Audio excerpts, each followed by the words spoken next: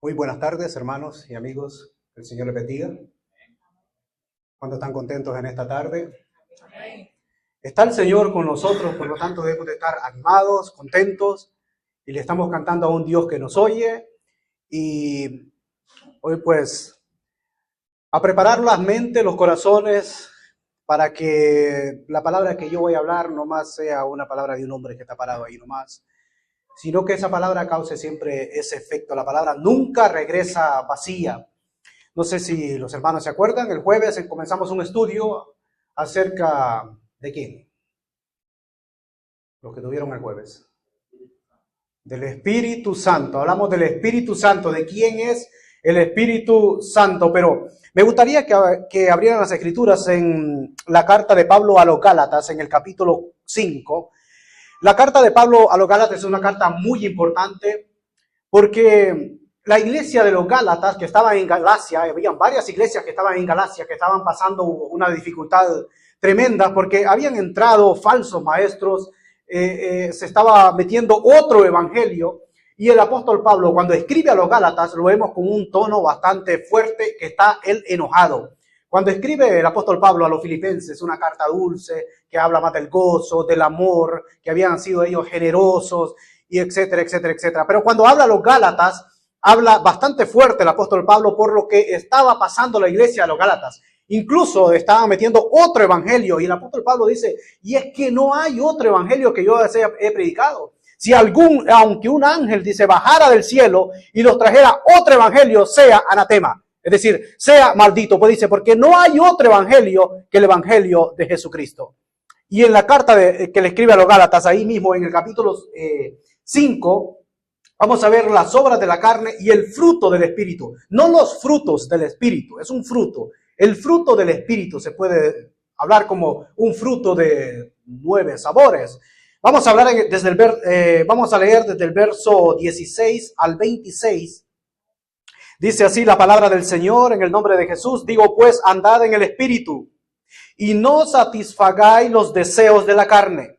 Porque el deseo de la carne es contra el Espíritu y el Espíritu es contra la carne. Y estos se oponen entre sí para que no hagáis lo que quisierais. Pero si sois guiados por el Espíritu, no estáis bajo la ley, es decir, bajo la ley de Moisés. Y manifiestas son las obras de la carne. Estas son manifestaciones, estas son acciones. Manifiestas son las obras de la carne. Dice que son, verso 19, adulterio, fornicación, inmundicia, lascivia, idolatría, hechicería, enemistades, pleitos, celos, iras, contiendas, disensiones, herejías, envidias, homicidios, borracheras, orgías y cosas semejantes, semejantes a estas, acerca de las cuales os amonesto, como ya os he dicho antes, que los que practican tales cosas no heredarán el reino de los cielos. Mas el fruto del Espíritu es amor, gozo, paz, paciencia, benignidad, bondad, fe, mansedumbre, templanza, y contra tales cosas no hay ley, es decir, no hay fin. Dice el verso 24, 25, 26, pero los que son de Cristo han crucificado la carne con sus pasiones y deseos. Si vivimos por el Espíritu, andemos también por el Espíritu. Verso 26, no nos hagamos vanagloriosos, irritándonos unos a otros, envidiándonos unos a otros. Es claro lo que dice el apóstol Pablo a la iglesia de Gálatas y también a cada uno de nosotros, para vivir un estilo de vida diferente. Hablábamos de lo que es el Espíritu Santo. ¿Quién es el Espíritu Santo? Pues el Espíritu Santo es Dios mismo. El Espíritu Santo es parte de la Trinidad, de la triunidad. El Espíritu Santo es Dios. No es que hayan 3 dioses, sino que hay un solo Dios. Pero ese un solo Dios es Padre, Hijo y el Espíritu Santo. Nosotros lo enumeramos a veces como para hacer un orden, pero pero es un solo Dios. No es que uno tenga más poder que el otro, sino que cada quien opera. Por ejemplo, el Espíritu Santo no vino a morir, sino que vino a morir el Hijo, o sea, el Hijo de Dios, el Señor Jesucristo. Es un solo Dios. Y puse el ejemplo el jueves pasado, acerca del Espíritu Santo, cómo nosotros podemos diferenciar de uno y el otro. Es como, y yo pongo siempre este ejemplo de los globos, cuando nosotros, bueno, miramos unos globitos por ahí. Si nosotros inflamos tres globos y lo podemos poner hasta verde, azul, amarillo, pero la realidad, ¿qué es lo que tiene la esencia de esos globos? Lo que tiene dentro de ese globo, pues es aire. Esa misma es la esencia del Padre, del Hijo y del Espíritu Santo. Es un solo Dios. Entonces el Espíritu Santo es Dios. ¿Quiénes tienen el Espíritu Santo? Solamente los cristianos. No es que yo voy a orar para que baje el Espíritu Santo y luego el Espíritu Santo se va y me deja solo. No es así. No tengo que pedir que venga el Espíritu Santo. No, todo creyente, desde el momento que una persona abre su corazón, recibe al Señor Jesucristo, es sellado por el Espíritu Santo y son las arras de la herencia que vamos a tener. Es como un adelanto. El Espíritu Santo nos convence a nosotros, nos toma, nos sella como propiedad de Dios porque Él es Dios. El Espíritu Santo en el Antiguo Testamento operaba de una forma diferente. Por ejemplo, ¿quiénes tenían el Espíritu Santo en el Antiguo Testamento? Los profetas hablaban inspirados por el Espíritu Santo. El Espíritu Santo estaba en ellos, como dice el apóstol Pedro, pero no es que ellos profetizaban cuando, oh no, voy a profetizar ahora y voy a decir que dice Dios así. No, sino que ellos esperaban que Dios les iluminara, que Dios derramara sabiduría y inspirados por el Espíritu Santo, ellos profetizaban y decían, vive Jehová, así dice Dios, esto y esto y esto y esto. Y los falsos profetas también decían cosas inventadas y resulta que eso nunca ocurría. Pero cuando un varón de Dios hablaba la palabra del Señor, inspirado por el Espíritu Santo, eso pasaba. Incluso Jeremías, un predicador de 40 años, incluso le pusieron el profeta llorón, porque él tuvo 40 años predicando y nadie le hacía caso. Y él dice que llegó un momento que ya no quería hablar más. Dijo, no, es que esta gente no me hace caso. Yo hablo y no me hacen caso. El Señor le decía, bueno, sigue. Porque él dice que sentía un ardor, o sea, un fuego dentro de sí mismo, en sus huesos, que no podía parar de hablar la palabra del Señor. Para que este pueblo nunca diga que no hubo palabra de Dios. Para que no diga, no, es que no nos mandaron un vocero. Los profetas eran los voceros de Dios, era la voz de Dios. Dios hablaba por medio de los profetas a su pueblo, qué es lo que venía, qué es lo que iba a pasar. Y habló muchísimas veces acerca del Hijo que iba a enviar, que era al Señor Jesucristo. Se manifestaba, incluso hubieron reyes también que eran también con el Espíritu Santo, ellos podían profetizar, eran ungidos. Los reyes también, hubieron jueces como Sansón, que el Espíritu de Dios estuvo también un tiempo en Sansón, también que el secreto era el cabello. Creo que todos hemos escuchado esa historia. Vemos que de esa forma se manifestaban en los sumos sacerdotes, no era cualquiera. Pero cuando llegamos al Nuevo Testamento, toda persona que recibe al Señor Jesucristo tiene el Espíritu Santo. Y esto lo digo porque, como lo dije el jueves, porque en ciertas denominaciones pueden decir, si usted no habla usted habla en lenguas, no, yo no hablo en lenguas. Bueno, entonces usted no tiene el Espíritu Santo. Eso es totalmente, rotundamente falso. La palabra del Señor nos enseña quiénes son los que tienen el Espíritu Santo que viene a morar en nosotros cuando nosotros recibimos al Señor Jesucristo. En día de Pentecostés fueron todos llenos del Espíritu Santo y todos estaban unánimes sentados. Por ejemplo, porque el Espíritu Santo es Dios y Dios es un Dios de orden. Donde está Dios hay orden, hay santidad, hay obediencia, hay respeto, hay reverencia, porque ahí está Dios. La obra del Espíritu Santo siempre se mueve en el orden, no en el desorden. Donde hay desorden, ahí no está Dios. Dios está siempre y se manifiesta en el orden. El Espíritu Santo hace una obra tremenda que nos convence a nosotros los creyentes, y lo digo para la honra y la gloria del Señor. Nosotros los creyentes, no es porque hemos aceptado al Señor Jesucristo, porque, bueno, me nació y voy a buscar y voy a aceptar, no. Porque es la obra del Espíritu Santo. El Espíritu Santo viene, nos convence a nosotros, nos agarra, nos convence y nos damos cuenta que somos pecadores.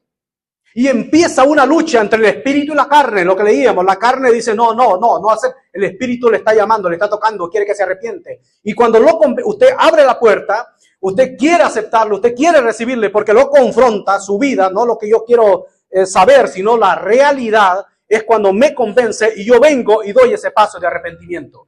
Es el Espíritu Santo que lo saca, lo sella y lo trae al cuerpo de Cristo, que es la iglesia. El Espíritu Santo es que convence, lo tiene todo cristiano y después empezamos a ser guiados por el Espíritu Santo. Empezamos, dice las Escrituras, que todos los que son guiados por el Espíritu de Dios, estos son hijos de Dios. Y todas las Escrituras son inspiradas por Dios y el Espíritu Santo nos guía a toda la verdad. Porque el diablo es el padre de mentiras. El diablo siempre está, él es un homicida desde el principio, dijo el Señor Jesucristo. Él es el mentiroso, él es el padre de la mentira, pero Dios es lo contrario, Dios es la verdad. El diablo quiere llevarlo al infierno porque él ya está condenado. Jesucristo quiere llevarlo a la gloria porque él venció la muerte, venció el infierno y él tiene la vida eterna, que él es la vida eterna en sí mismo. Dice las Escrituras también que el Espíritu Santo nos recuerda todas las cosas. Cuando nosotros estudiamos la palabra del Señor, y el Espíritu Santo nos está recordando qué fue lo que estudiamos. Porque el Espíritu Santo nos recuerda. Cuando nosotros hablamos con otros hermanos, vemos que, o con amigos, el Espíritu Santo nos está recordando muchos textos, muchas cosas, que nosotros estamos haciendo ese canal para poder llegar. No es porque el hombre se está llevando la gloria. La gloria siempre se la está llevando el Señor, sino que lo usa como ese canal, como ese puente, como ese instrumento para llegar al corazón de aquel que no le conoce. También el Espíritu Santo dice en las Escrituras que no debemos de entristecerlos. El Espíritu Santo se puede entristecer. ¿Cuándo? ¿Cómo? Cuando nosotros le fallamos al Señor. Porque incluso siendo creyentes podemos fallarle al Señor. Porque vamos a llegar a la plenitud de aquel varón perfecto cuando estemos en la gloria. Porque todavía estamos viviendo en este cuerpo. Y hay una lucha interna. Pero tenemos que ser guiados, dejarnos guiar por el Espíritu Santo. Para no caer en estas cosas que nosotros las hacíamos antes. Y después vamos a analizar en detalle. También la Biblia nos enseña que no debemos de apagar al Espíritu Santo. El Espíritu Santo no se apaga solo, sino que nosotros podemos apagar al Espíritu Santo. Y no sentimos deseo de nada, ni de escuchar la palabra, ni de ir a la iglesia, ni de cantar, ni de nada. ¿Por qué? Porque tenemos apagado el Espíritu Santo. Y las Escrituras nos enseñan esto. También nos dice, más bien, sed llenos del Espíritu Santo. Y sed lleno del Espíritu Santo, estar lleno de Dios, porque el Espíritu Santo es Dios, lleno de Cristo, lleno de palabra, hablando entre vosotros salmos, escuchando la palabra del Señor, leyendo la palabra del Señor, nosotros podemos alcanzar esa llenura y los vamos a mantener fuerte y podemos bendecir a otros por medio de esa obra perfecta que hace el Espíritu Santo en nuestra vida. Dice, no apaguéis al Espíritu, no entristezcáis al Espíritu, más bien sed llenos del Espíritu Santo. El Espíritu Santo solamente, como lo digo, lo tiene el Señor, todo aquel que se ha entregado a los pies del Señor Jesucristo. Y en Gálatas nos habla, en el capítulo 5, los versículos que hemos leído, nos habla de esa guerra que hay entre la carne y el Espíritu, lo que nosotros hacíamos estando en la carne. Ya creyente, pues debe de manifestarse un cambio cuando el Espíritu Santo está obrando en una persona. Se va a ver sí o sí un cambio, porque ya está haciendo el Espíritu Santo la obra. Pero dice que son manifiestas, por ejemplo, el cristiano, las cosas que hacía cuando estaba en el mundo, ya no tiene que hacerlas. Pero no es por fuerza de voluntad, sino es porque es Dios mismo que está operando en esa persona. Por ejemplo, si yo decía malas palabras, pues ya no tengo que decir malas palabras, porque eso no le agrada al Señor. Si yo andaba con un pelo que aquí hasta acá abajo, pues ya tengo que andar como dicen las Escrituras. Si yo me gustaba los lugares que no debería de ir, pues tengo que dejarlo. Si me gustaba empinarme el codo, pues tengo que dejar todo eso, porque ya tengo que dejarme guiar por el Espíritu Santo y tantas cosas, cambios internos y cambios externos. El primero es el cambio interno. Es el cambio, dos cosas que el Espíritu Santo produce, que Dios mismo perdona todos los pecados. Y después empieza la regeneración. Empieza a tratar con uno. Y cuando se está produciendo el cambio interno, se va a reflejar el cambio externo. Porque Dios está tratando, porque es fácil cambiar por fuera. Pero lo que más cuesta, solamente Dios puede hacer un cambio en la persona, cambiarlo por dentro, darle un nuevo corazón para que esa persona, teniendo un nuevo corazón, un nuevo espíritu, pueda esa persona externamente reflejar el orden, reflejar lo que es el Señor Jesucristo. Son 17 manifestaciones de la carne. Y en más de alguna de estas usted se puede ver aludido. ¿Qué es lo primero? Adulterio. ¿Qué es adulterio? Bueno, tengo mi esposa y le soy infiel a mi esposa. Ese es adulterio. Una persona que tenga a su esposa y está viviendo con otra mujer. Adulterio. Esa es una manifestación de la carne. ¿Qué sigue? Fornicación. ¿Qué es fornicación? Cuando yo estoy viviendo con una mujer o la mujer pues viceversa y no son casados. A eso se le llama fornicación. Esto es manifiesto de la carne. Eso es una obra de la carne. Impureza. Esto es cosas impuras, cosas sucias. Lascivia. Este es un desfreno a la verdad. Habla también de la idolatría. Culto a la criatura en vez de culto al Creador. Adorar imágenes. Este es idolatría. Este es adulterio espiritual. Porque le estoy siendo infiel a Dios. Idolatría nos habla de hechicería. Aquí hay como dos caminos.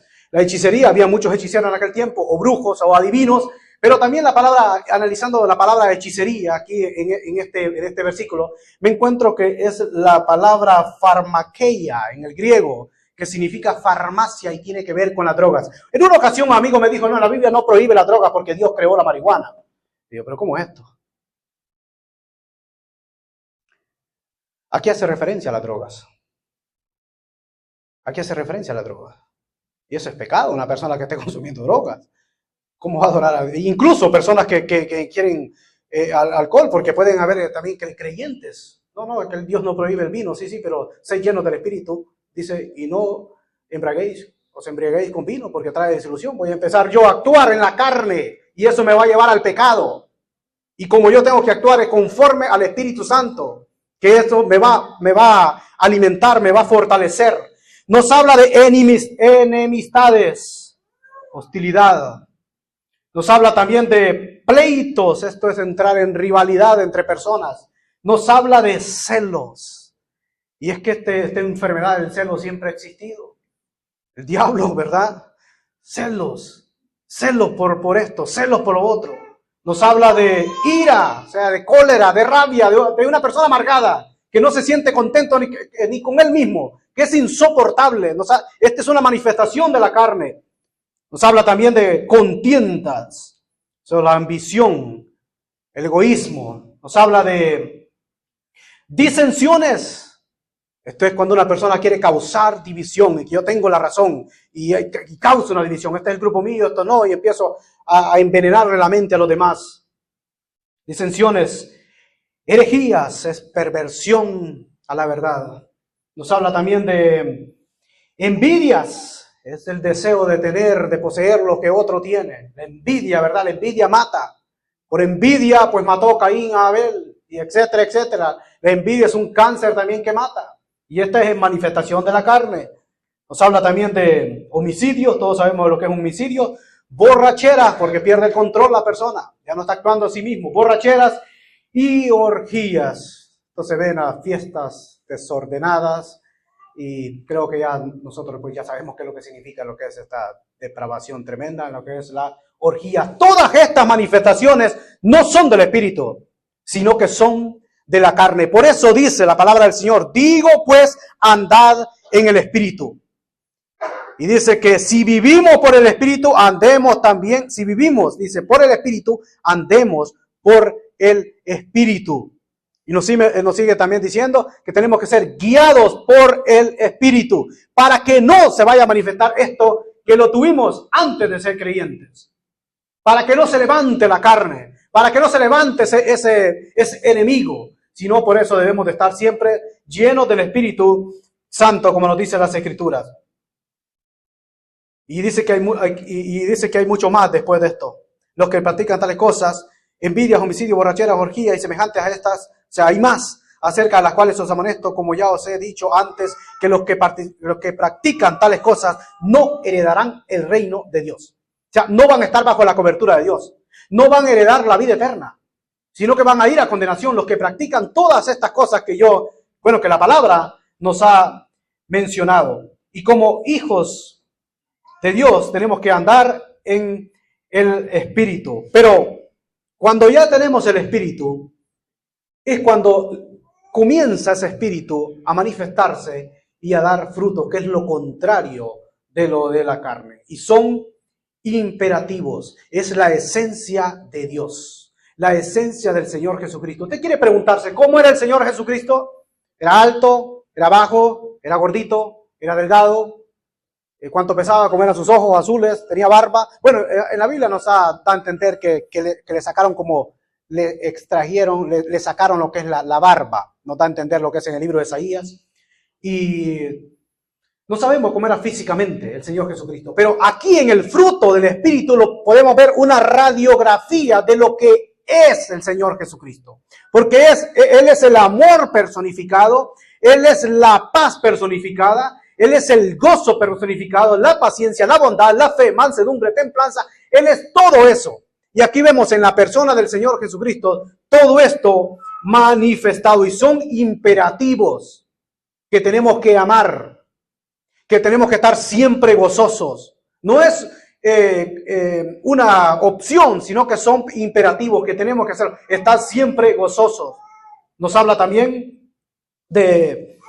Lo he dividido en 3 grupos, porque el tiempo es mi enemigo, el tiempo siempre me avanza. Lo he dividido en 3 grupos: amor, gozo, paz, paciencia, benignidad, bondad, fe, mansedumbre, templanza. Lo podemos dividir en 3 grupos. La primera 3 tiene que ver, lo más importante, tiene que ver mi relación con Dios. El amor, el gozo y la paz. Está basado en el amor, mi relación con Dios. Si yo no tengo relación con Dios, no puedo tener ni amor, ni gozo, ni paz. Cuando encontramos la palabra amor hoy en día, digo, bueno, amor, sí, pero yo tengo amor porque yo amo yo amo a mi esposa, yo tengo amor porque yo amo a mi familia, yo amo a mis hijos. Sí, pero cuando en la Biblia encontramos la palabra amor, el Nuevo Testamento fue escrito en griego.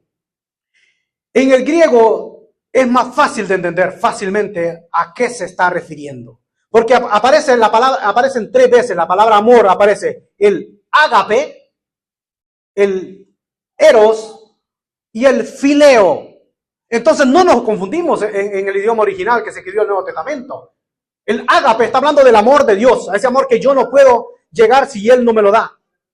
Porque Él puede derramar a través del Espíritu Santo ese amor. Es el amor de Dios, el amor el amor ágape, perdón. El amor eros es el amor entre parejas, entre matrimonios, es el amor eros. El amor filial es el amor entre hermanos, el amor entre amigos, es el amor filial. Entonces hay una diferencia que no nos confunde lo que es cuando vemos ya en el original. Cuando en la Biblia encontramos el capítulo 13 de 1 Corintios, y esto siempre se lee cuando hay un matrimonio, pero realmente capítulo 13, ese capítulo monográfico de Corintios, habla del perfecto amor, del amor de Dios. Pero vamos a ver que dice las Escrituras que Dios mostró ese amor, más Dios muestra su amor para con nosotros, que siendo nosotros aún pecadores, Cristo murió por nosotros. Es decir, Dios muestra ese amor. ¿Cómo yo voy a conocer que Dios tiene amor? Porque Él lo demostró. Él mostró ese amor para con cada uno de nosotros. Si Él nos hubiera hecho personas que sí o sí teníamos que amarle, entonces ya no sería un Dios de amor, porque lo estoy haciendo porque me obliga a hacerlo. Y como es Dios, me cambia el chip y ya lo puedo amar. No. Él espera que nosotros le busquemos a Él. Y Él muestra su amor. ¿Cómo lo entiendo que Él muestra su amor? Pues porque yo iba para el infierno y ahora yo voy para la gloria.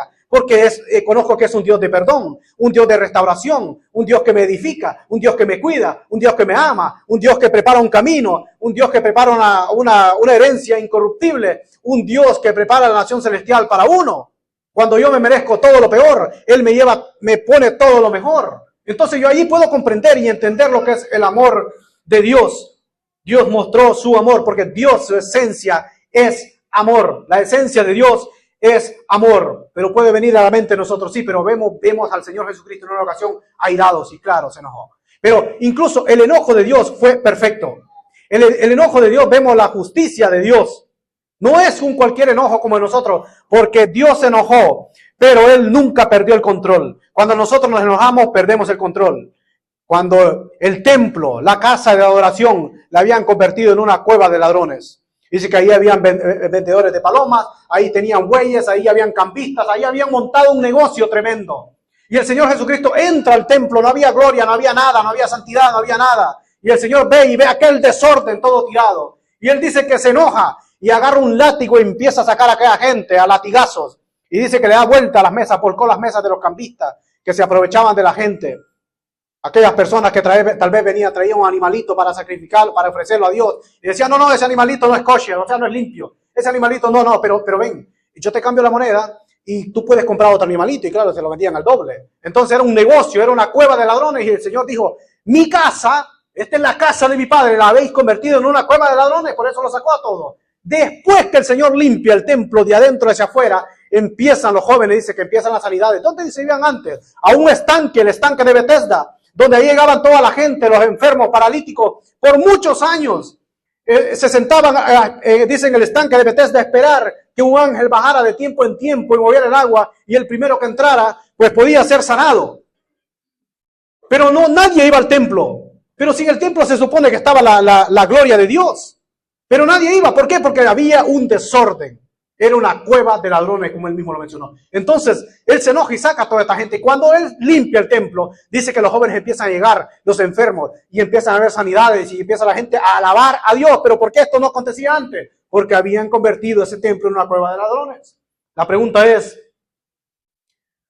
dice el Señor en su palabra, que nosotros somos templo y morada del Espíritu Santo. Y la pregunta es, ¿cómo está mi templo? ¿Cómo está mi morada? ¿Cómo está ese templo? ¿Cómo está mi vida? ¿Cómo está mi relación con Dios? Porque lo primero que Dios hace es sacar todo lo impuro, todo lo sucio que hay dentro de mí. Y empieza a moldearme, empieza a tratarme, empieza a limpiarme para mi bien. Y ese amor ya ha sido derramado a toda persona que tiene el Espíritu Santo. Dice, el amor de Dios ha sido derramado en vuestros corazones. El corazón, cuando se habla la palabra corazón en la Biblia, la palabra corazón no es el músculo, sino que se está hablando, el corazón es el centro de las emociones. Es el centro del alma. El corazón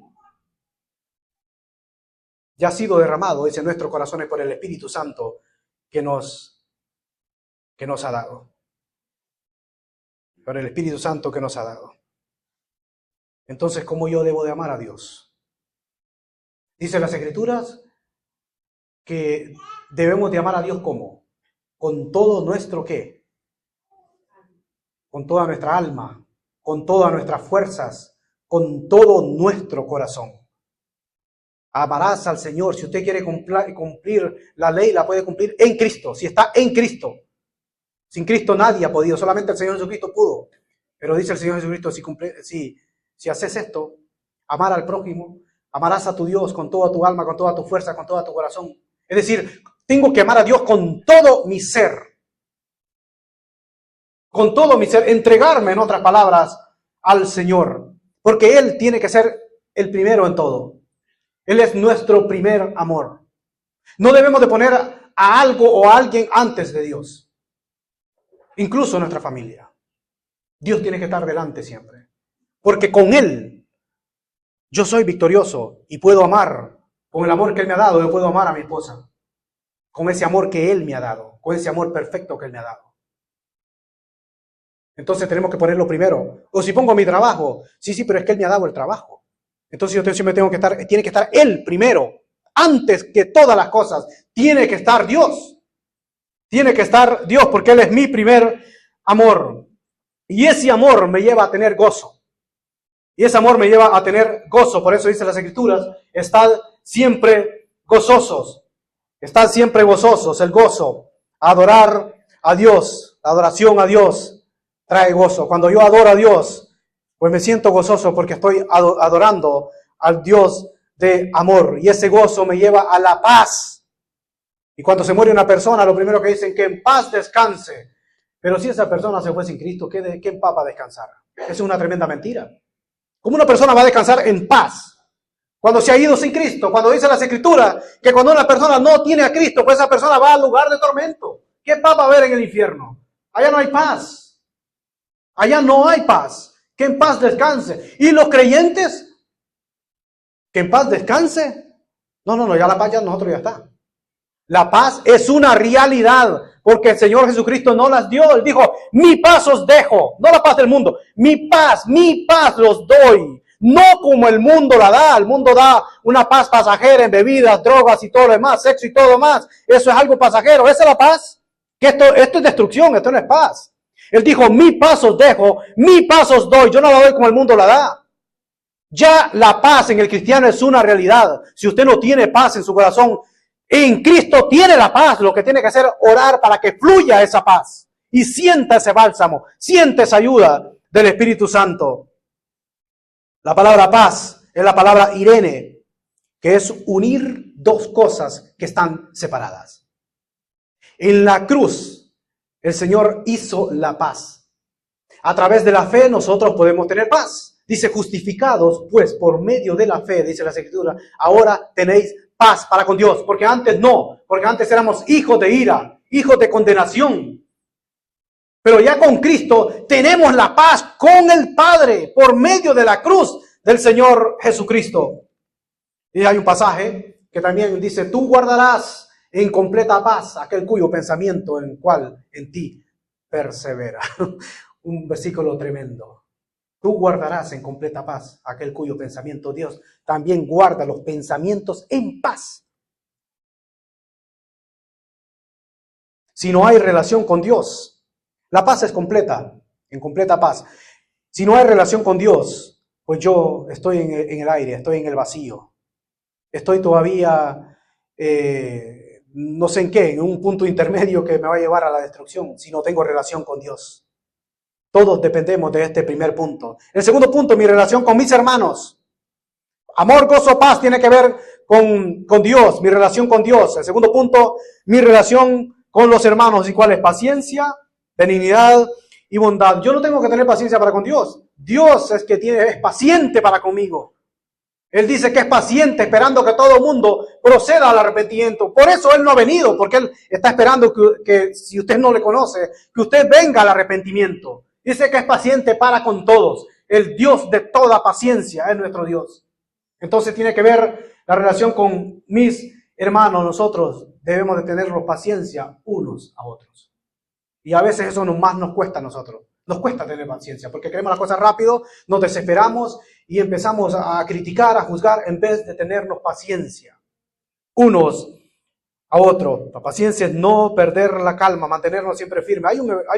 Hay un versículo en Efesios capítulo 4, versos 1 y 2. No sé si el hermano puede ponerlo en la pantalla. Efesios capítulo 4, versos 1 y 2. Nos hablan las escrituras. Es un versículo tremendo. No sé si el hermano lo puede poner, lo puede proyectar. Dice, yo pues preso en el Señor os ruego que andéis como es digno de la vocación con que fuiste llamado. Segundo versículo, hermano. Dice, con toda humildad y mansedumbre. Aquí parece también la mansedumbre. Soportándonos, ¿cómo? Con paciencia los unos a los otros. Porque en realidad nosotros entre hermanos, hay hermanos que nos podemos, hay hermanos que son más llevaderos, nos podemos llevar más, y a otros hermanos que debemos de soportarnos, pero ¿cómo? Con paciencia, amándonos unos a los otros. Amándonos unos a los otros. Y luego viene la benignidad, algo benigno, algo bueno. Cuando a alguien le encuentra un cáncer o cualquier cosa, dice, este cáncer es maligno, o este es benigno. O sea, es decir, algo bueno, y la benignidad y la bondad están siempre unidos. Hay otro versículo de Tito capítulo 3, versos 4 y 6. No sé si el hermano lo va a poner. Porque nosotros debemos de pensar también en nuestros hermanos. Tito capítulo 3, versos 4 y 6. Dice, pero cuando se manifestó la bondad. ¿De quién? La bondad de Dios, de nuestro Salvador y su amor para con los hombres. Verso 5. Nos salvó no por obras de justicia que nosotros hubiésemos hecho, sino por su misericordia, por el lavamiento de la regeneración y por la renovación en el Espíritu Santo. Verso 6. El cual derramó en nuestros corazones, ¿cómo? Abundantemente por medio de Jesucristo nuestro Salvador. El Señor Jesucristo dijo, y yo rogaré al Padre y nos dará otro Consolador.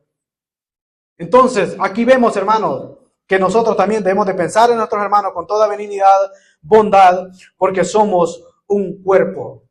Nosotros, la iglesia, somos el cuerpo de Cristo, somos un solo cuerpo. El dolor del uno tiene que ser el dolor mío. Que aquella persona está pasando dificultad, pues yo tengo que sentir, porque somos un cuerpo. Si yo pregunto en esta tarde que si alguno de ustedes quiere desprenderse de algún miembro suyo, ¿quiere quitarse la mano? ¿Verdad que no? ¿Quiere quitarse un pie? ¿Una oreja? ¿Con la nariz? ¿O un miembro interno? Nadie. Nadie estaría dispuesto a desprenderse ni siquiera de quitarse arrancarse una uña. La iglesia sí es, somos un solo cuerpo. Por lo tanto, debemos de amarnos unos a los otros. Tenemos que soportarnos con paciencia. Estas características de paciencia, benignidad y bondad me conectan con mi hermano. Y estas herramientas el Señor nos ha dado para parecernos más al Señor Jesucristo. Y para que nosotros la podamos practicar estando aquí en la tierra. Porque en el cielo seremos perfectos. Esto tenemos que practicarlo aquí en la tierra. ¿Cómo yo puedo practicar el perdón? Pues perdonando. ¿Cómo yo puedo practicar la paciencia? Pues siendo paciente. ¿Cómo yo puedo practicar la bondad? Pues ser una persona generosa. ¿Cómo yo puedo practicar la misericordia? Pues bueno, dar más a aquella persona de lo que se merece. Bueno, le voy a dar más. Entonces hay cosas que tenemos que practicarlas. Y a veces el Señor nos hace pasar situaciones para que nosotros pongamos en práctica estos imperativos que Él nos ha dejado para parecernos más a Cristo. Y en tercer lugar, primero mi relación con Dios, amor, gozo, paz, paciencia, benignidad, bondad, mi relación con mis hermanos. Y en tercer lugar, mi relación conmigo mismo, porque hay personas que no se soportan ni entre ellos mismos, ni él mismo. Hay un dicho que dice, no sé si esto lo digo bien, pero dice que el peor enemigo es uno mismo. No sé si está bien dicho. Mi relación conmigo mismo, y es fe, mansedumbre y templanza. La fe.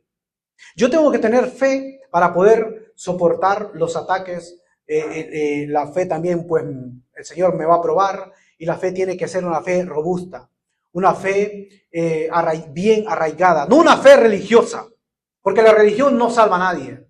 No una fe en mi propia fe, en lo que yo pienso, en una fe natural, porque la fe natural, todo el mundo tiene la fe natural. Aquel que dice, no, me voy a montar en un avión y me bajo allá en Miami, sí, pero tiene esa fe que va a llegar allá, pero eso no es la fe cristiana. Esa es una fe natural que todo el mundo la tiene, fe en su propia fe. Si sabe que ese avión se va a caer, pues no se va a montar. Entonces una fe. Yo tengo fe que voy a hacer en este año tanto, que voy a ahorrar. Yo tengo fe que voy a hacer mi casa. Esa es una fe natural. Una fe natural, pero no es la fe que salva. La fe que salva es la fe cristiana. Es un medio para alcanzar la salvación. Dice, por medio de la fe uno puede alcanzar la salvación.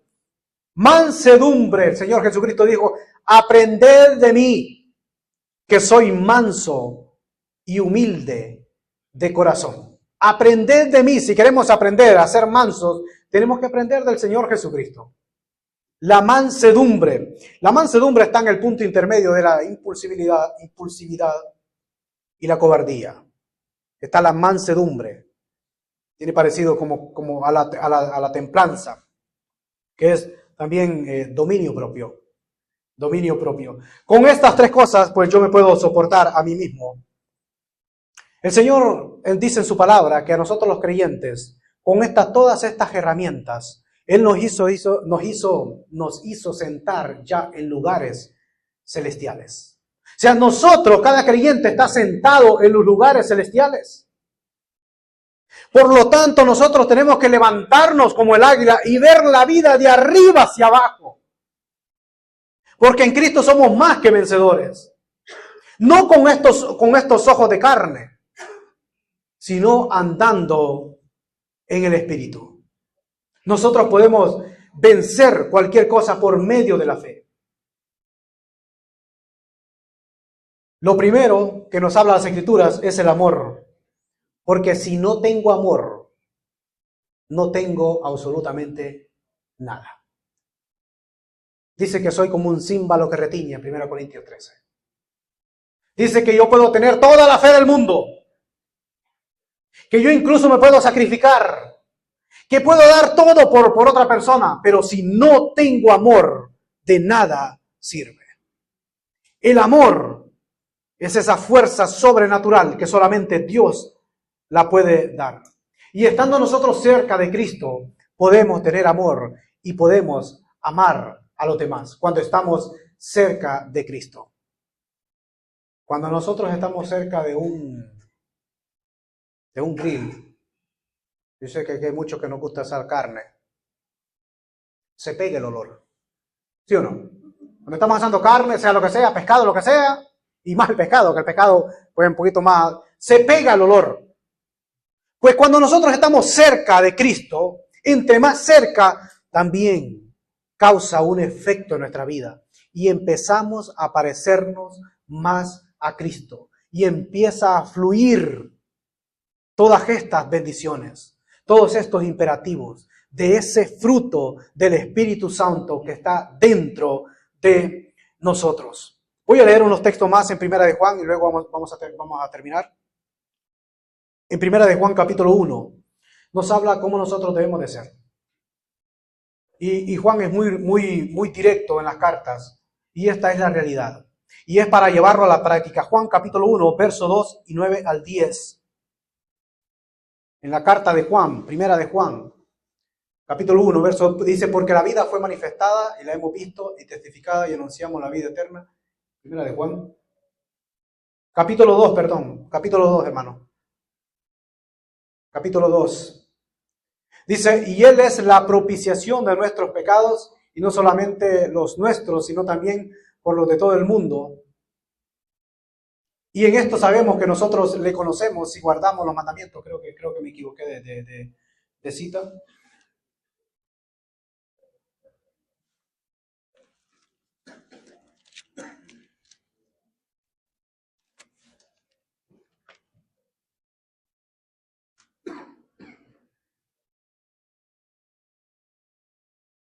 Primera de Juan, capítulo 2, Primera de Juan, capítulo 2, versos 9 y 10. Dice, el que dice que está en luz y aborrece a su hermano, está todavía en tinieblas. Está todavía en tinieblas, verso 10. El que me ama, dice, el que ama a su hermano permanece en luz y en él no hay tinieblas. Entonces nos habla del amor. El que dice que está en luz y aborrece a su hermano, está en tinieblas. Es decir, que no es creyente, porque está aborreciendo a su hermano. Otro versículo, en el capítulo 3 de Primera de Juan, verso 14. ¿Qué dice capítulo 3, verso 14? Nosotros sabemos que hemos pasado de muerte a vida, en que amándonos, amamos a los hermanos.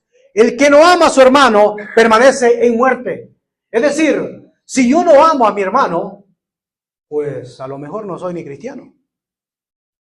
Capítulo 4, verso 7 y 8.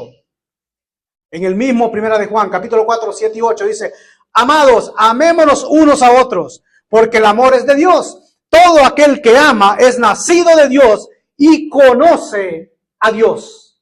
Entonces ahí se puede reflejar, ahí se puede ver quién es nacido de nuevo. Capítulo 4, versos 20 y 21. Capítulo 4, versos 20 y 21 dice, si alguno dice, yo amo a Dios y aborrece a su hermano, es mentiroso.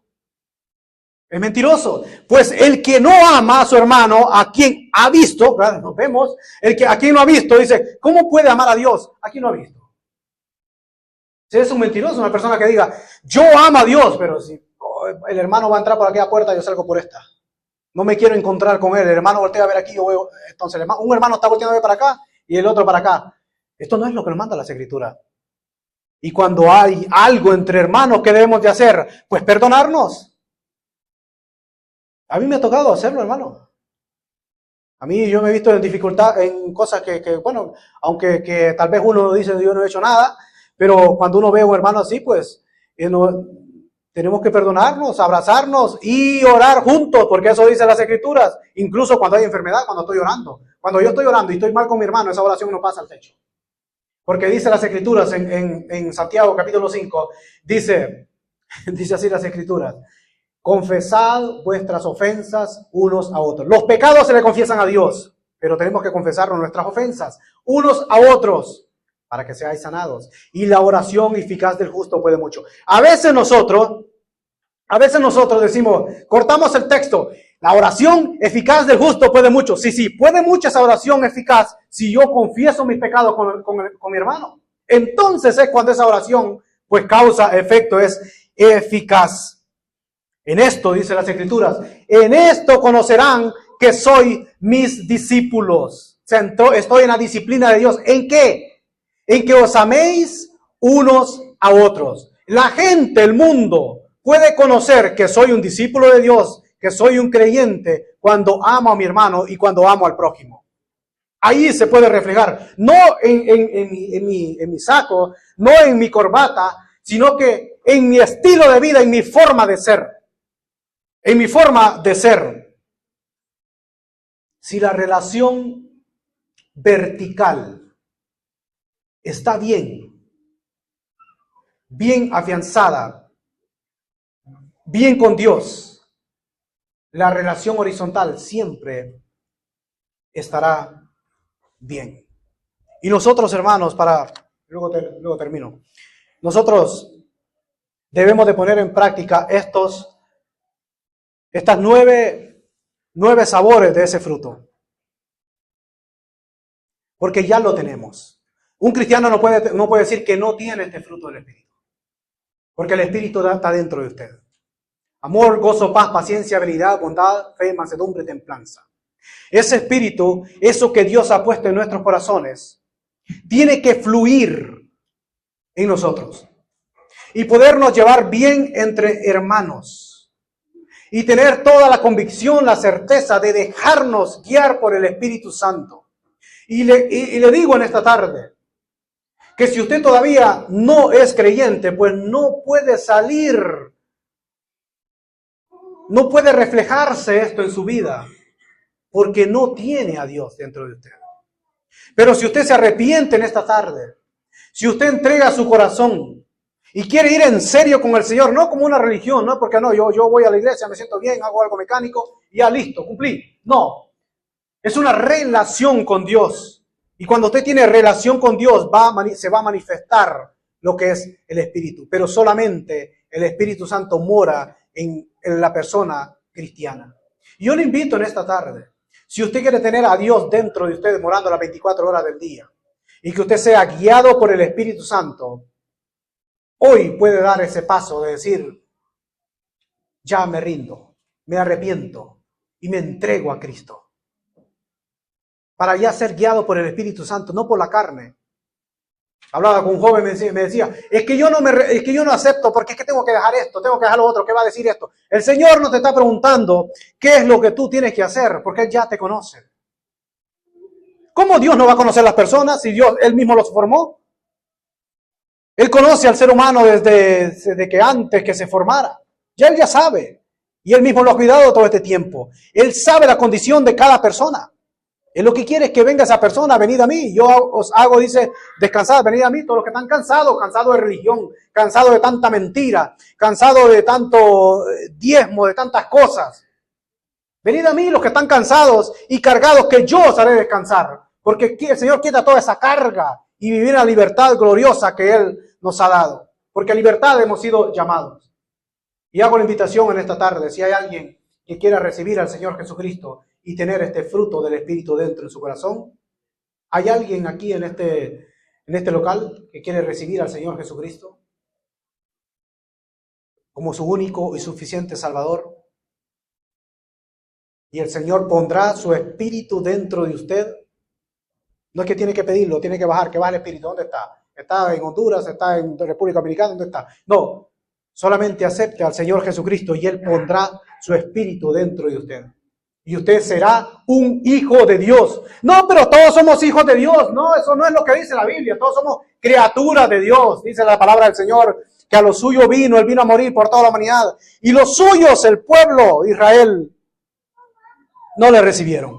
Mas a todos los que le recibieron, dice, les dio la potestad de ser hechos hijos de Dios. Si usted recibe al Señor Jesucristo, es un hijo de Dios y va a ser guiado por el Espíritu Santo. Por eso vuelvo y repito.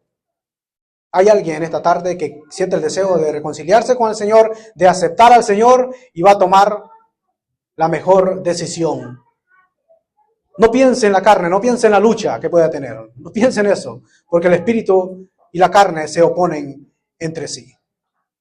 Si no lo hay, que el Señor le bendiga y que le dé una nueva oportunidad. El Señor le bendiga.